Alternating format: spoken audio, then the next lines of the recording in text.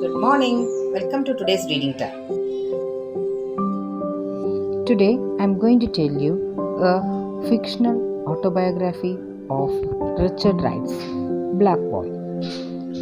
Black Boy, an autobiography of Richard Wright's early life, examines Richard's tortured years in the Jim Crow Smith from 1912 to 1927 in each chapter.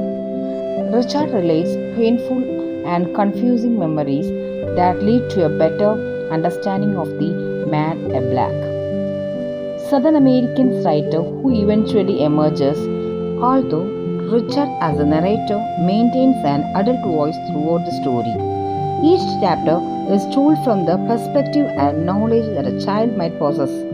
Yet because the narrative is told with such force and honesty, the reliability of Richard's memories is not questioned. By the story's end, as Richard comes of age, the voice of the narrator and of the 19-year-old young man he has become merged into one. The story begins when 4-year-old Richard sets fire to his grandmother's house in Jackson, Mississippi, and as punishment is nearly beaten to death by his mother. He recovers and the brutal punishment establishes in Richard an ability to survive any circumstance. The family then moves to Memphis, Tennessee, where Richard's father eventually deserts the family. In Memphis, Richard learns about racism both from what he observes in the world and how his family members humiliate themselves in front of whites.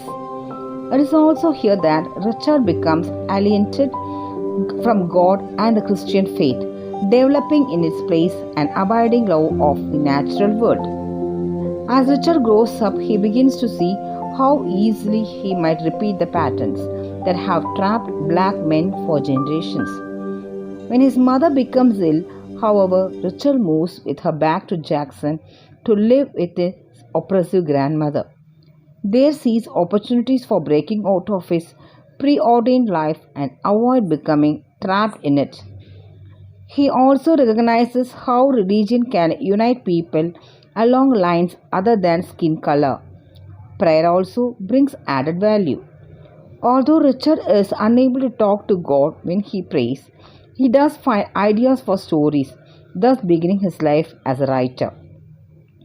By age 12, Richard has alienated himself from most of his family, which reinforces his role as an outsider, a role he later finds is shared by many American writers.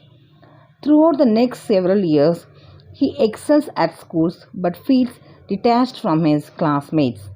He also lands a few part-time jobs but feels alienated from his supervisors and co-workers. Because Richard behaves differently than other black children, the community tries to shame him into submission, which he refuses. By age 16, Richard is determined to be a writer. Yet he is cognizant of the dangers of a black youth having that aspiration while living in the South. So he dreams of getting away and going north. After graduation and another failed stint at a job, Richard steals the money to go north. He is horrified by his crime because it fulfills the expectations his extended family holds for him. He also recognizes that crime produces additional suffering in the world, and Richard wants to be a part of a social good, not social ills. With his stolen money, Richard is able to move part way north back to Memphis, where life is not radically different than in Jackson. After an especially degrading incident at a new job, Richard throws himself into reading novels and other works by American and European writers. He realizes that he is destined to become a writer and soon flees to Chicago. He knows that the South will always be a part of him, but he is determined to flourish in his new life, thus exacting revenge on the Southern social system. Richard's autobiography is continued in American Hunger, which was published nearly 2 decades after his death in 1960. Black Boy and American Hunger were published together for the first time in 1991.